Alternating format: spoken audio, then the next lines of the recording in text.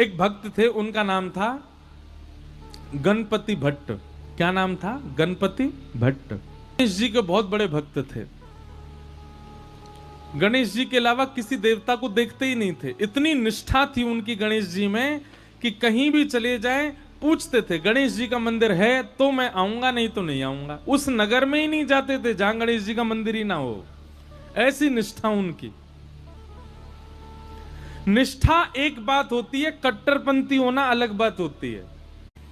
ऐसा कह रहे हैं गोस्वामी जी, यदि आप हनुमान जी के उपासक हो तो एक बार पूर्ण निष्ठा से श्री हनुमान जी को ही भज के देखो, हनुमान जी के प्रति भाव रखो। इसका मतलब यह है कि फिर गणेश जी के पास जाओ ना तो गणेश जी से भी प्रार्थना करो, हे गणपति भगवान हमारी हनुमान जी में और निष्ठा बढ़ जाए।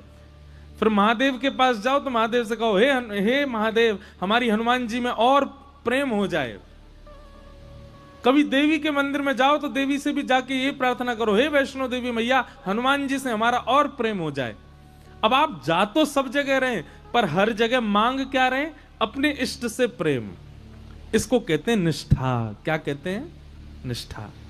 आप जाते सब जगह हैं, भजते सबको हैं, सिर सबके सामने झुकाते हैं, पर आपके चित्त में एक ही देव बैठे।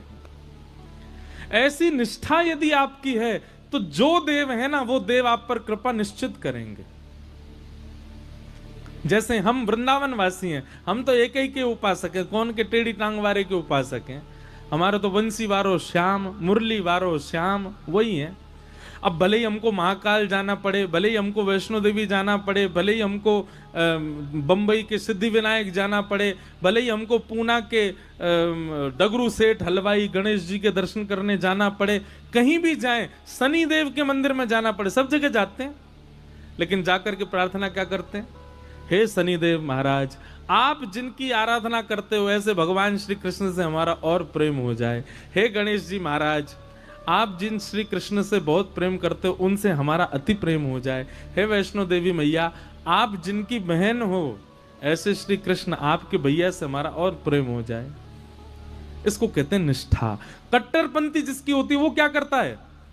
गणेश जी का उपासक है, देवी का मंदिर आ गया तो ऐसे निकलेगा, मैं तो देखूंगा भी नहीं, मैं तो अंदर जाऊंगा भी नहीं, मैं तो एक एक को पूछता हूं। ऐसा नहीं। जहां भी जाओ अपने इष्ट को चित्त में धारण करके जाओ। इसको निष्ठा कहते हैं। क्या कहते हैं? जोर से बोलो, निष्ठा।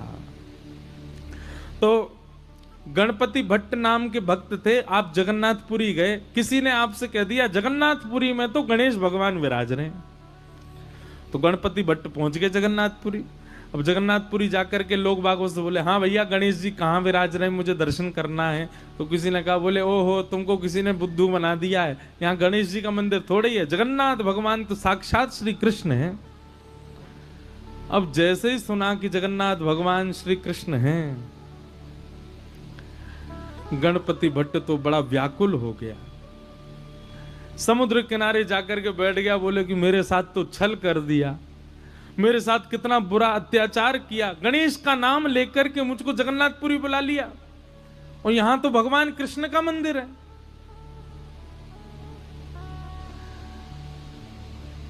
इतना व्याकुल हो गया, अपने चित्त पे हाथ रख के गणेश जी का स्मरण करने लगा, हे गणपति भगवान मेरी निष्ठा टूट ना जाए, मेरी अनन्य भक्ति टूट ना जाए, मैं सदा आपका ही रहूं, कृपा करना नाथ।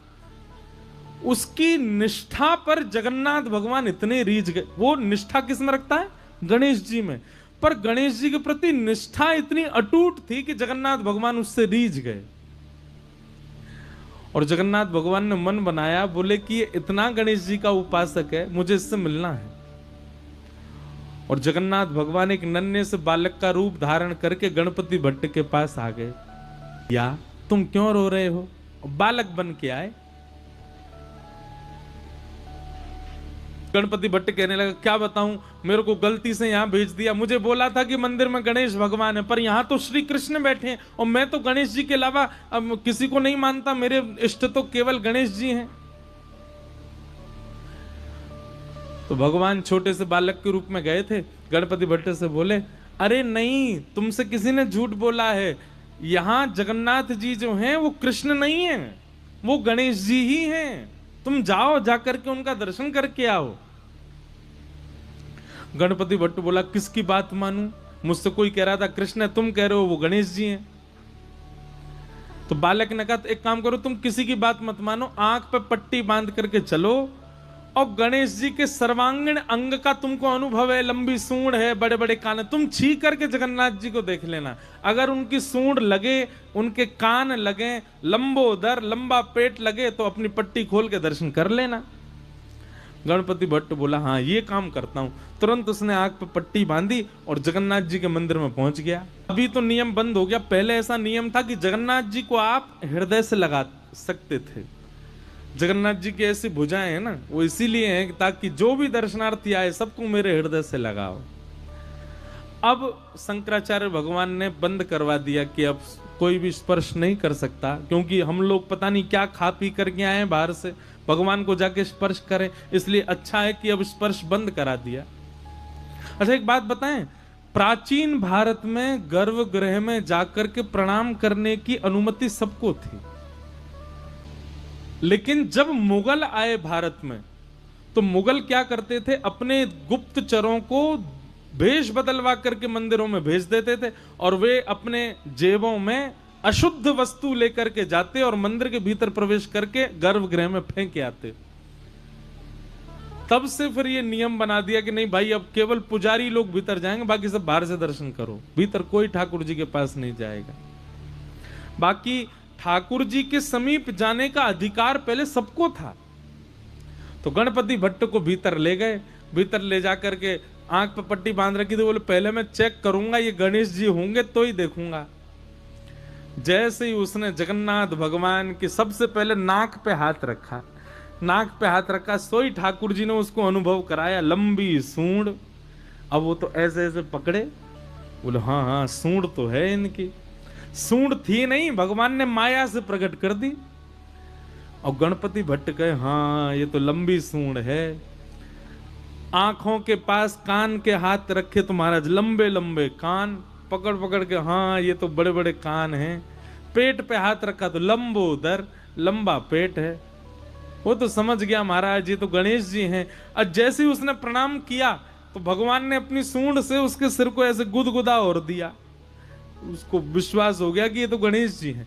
जैसे ही उसने पट्टी खोली, पट्टी खोल करके देखा तो गणेश जी तो नहीं थे, जगन्नाथ भगवान थे।